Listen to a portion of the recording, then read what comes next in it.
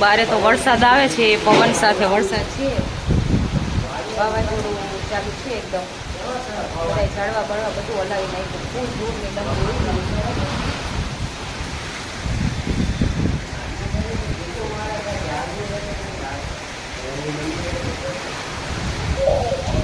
બારે નીકળાય એમ નથી, એટલો પવન છે.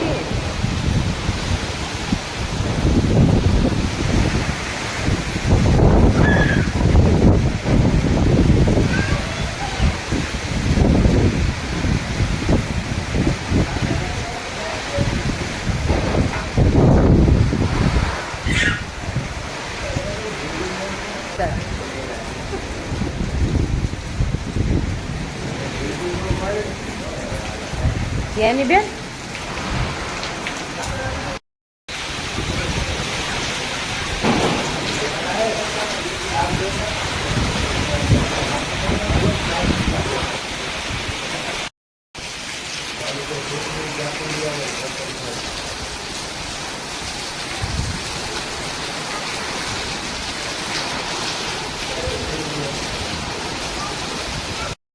શું બારે આવે ધ્યાને? શું બારે છે? પવન આવે છે.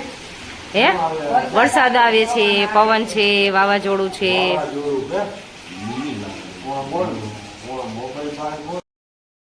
શું છે?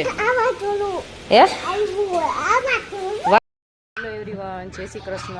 તો કાલે અમારે અહીંયા હતું વરસાદ જેવું હતું ને ધૂળ બહુ ઉડતી હતી ને બધું, વરસાદ પણ હતો અને એકદમ આમ વાવાઝોડા જેવું લાગતું હતું. ઝાડવા બધા એકદમ હલી ગયા હતા. કાલે 3 વાગ્યા પછી આવું બધું ચાલુ થયું હતું. તમારે અહીંયા કેવું છે એ બધું કમેન્ટ કરીને કહેજો. અને આજે બધી ઘરની ને ફરિયાની બધી સાફ સફાઈ કરી, કારણ કે કાલ તો ઘણું બધું પાંદડા ને ધૂળ ને બધું અગાસી ઉપર જે ધૂળ હતી એ બધી વરસાદના પાણીને લીધે બધી નીચે આવી હતી. એટલે કાલ તો બધું ભીનું હતું એટલે કંઈ કામ થયું નહોતું. આજે બધું સાફ સફાઈ કરતા હતા. જવાર્યું આજે બધું સાફ કરી નાખ્યું. છોકરાઓ રમે છે અહીંયા. હાલો આજ બધી સાફ સફાઈ થઈ ગઈ. બધા મંડાઈ પડ્યા હતા, સાસુ વહુ ને હું. રીના ભાભી અંદર સાફ સફાઈ કરે છે, એ બતાવશું આપણે. કાલ કેવું હતું આપણે એ બધું? બહુ પવન ને બહુ અતિશય ધૂળ ઉડી બરાબર ને, વરસાદ ને પવન ને બહુ હતું. બધું થઈ ગયું હતું, ગંધારું બગીચો બધું બહુ. અને કરવું પડ્યું. અમુક જગ્યાએ તો કરા પડ્યા હતા. અહીંયા તો એવું નહોતું, પણ આમ એકદમ ફૂલ ડમરી અને વાવાઝોડું હતું. નારિયેલી એકદમ ડગી ગઈ હતી, એમ થતું હતું હમણાં પડશે ઝાડવા. એવું જ લાગતું હતું. એકદમ ધૂળની ડમરી ઉડતી હતી. ઝાડવા તો પડશે, ગયા ઝાડવા એવું લાગતું હતું, પણ થોડીક વાર થયું ત્યાં તો ધીમું પડી ગયું એટલે વાંધો ન આવ્યો. થોડીક વાર આવેલું, અડધી કલાક જેવું હોય છે કા? જો અહીંયા બધું અત્યારે ચોખ્ખું કરી નાખ્યું. કાલ તો બધું ભીનું હતું એટલે કઈ સાફ સફાઈ થાય એમ હતી નહીં.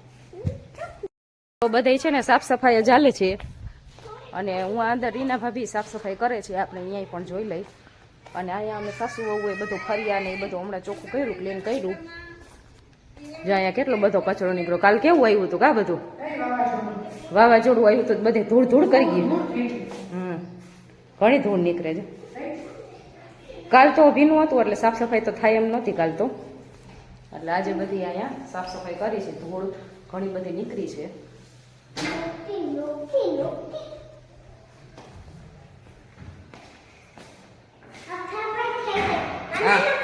હા અહીંયા બધો કચરો નીકળી ગયો.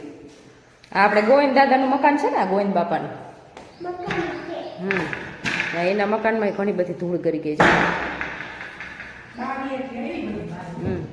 બારીએથી આમથી એ બધી દરવાજા નીચેથી ની જરાક જગ્યા હોય એટલે ધૂળ તો કરી જ જાય બધે. અહીંયા સાફ સફાઈ બધી કરી અને અહીંયા બધે વાયરું રીના ભાભીએ, અમે અમારા ફરિયામાં બધે વાયરું.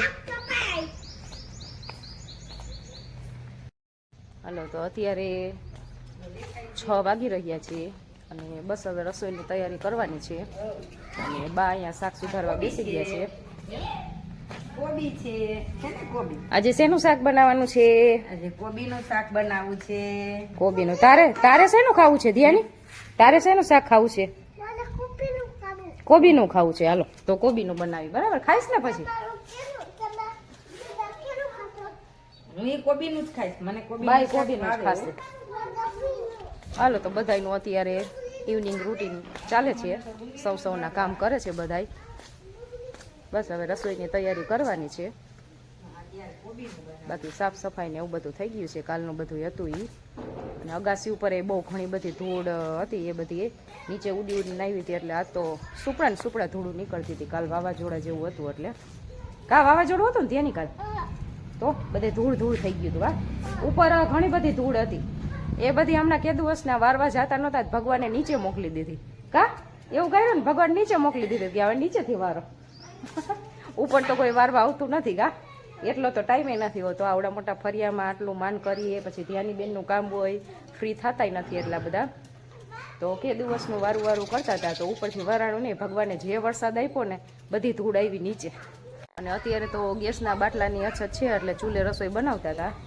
તો માન ગેસમાંથી ચૂલે આવ્યા ત્યાં લાકડે પલળી ગયા. એવું થયું. માન ગેસમાંથી ચૂલે સેટ થયા ત્યાં વરસાદ આવ્યો હતો. પલળી ગયા. હવે વરસાદ આવ્યો ત્યાં બધા લાકડા પલળી ગયા. એટલે એ ચૂલે હજી સુકવવા પડે તે પછી થાય. જો કાલ વરસાદને લીધે આપણા લાકડા પલળી ગયા બધા. જો બતાવા હે જોઈ રહી. આ બધા એને હજી તડકે સુકવવા પડશે હરખા. ચૂલો પલળી ગયો, ભીનું ભીનું થઈ ગયું હોય બધું. હવે સુકાય તો મેળ આવે ત્યાં.